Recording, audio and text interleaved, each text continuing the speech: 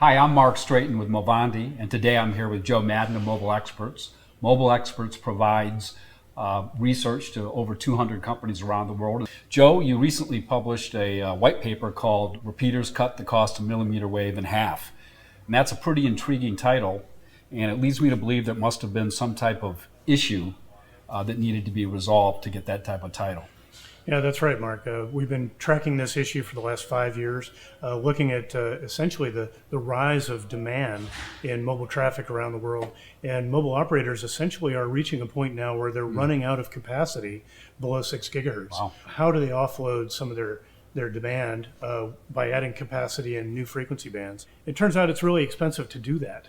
Millimeter wave gear is expensive. Putting in the fiber for those G node B units is expensive and time consuming. And so we started looking at alternative architectures on how to get it done. All right, so alternative architectures. So did you have a use case that you looked at? How did you go about determining that there was such a significant savings?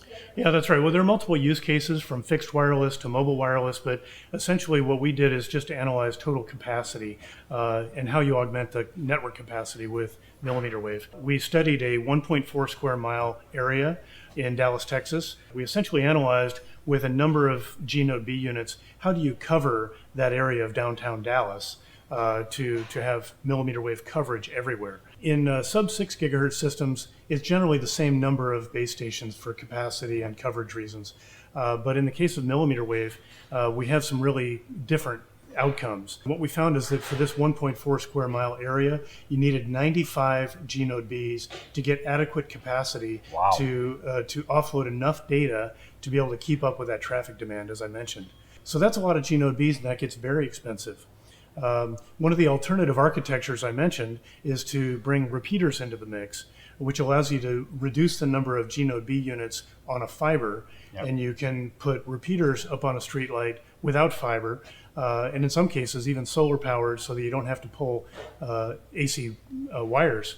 And so you can save substantial money, not just in the radio equipment, but in the digging up the streets and getting permits and lawyers and everything to do the logistics of a deployment. So there's substantial dollar savings in using repeaters for that network, and there's also substantial savings in time to market and getting it up there early.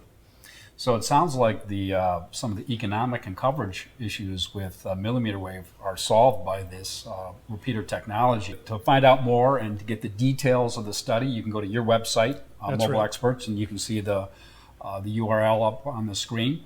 And you can also learn a little bit, if you go to the Movandi website, about the type of technology that we have that supports this type of architecture. But I think fundamentally it's a real transformation in terms of the architecture of how you deploy mobile networks, and I think you'll enjoy the white paper.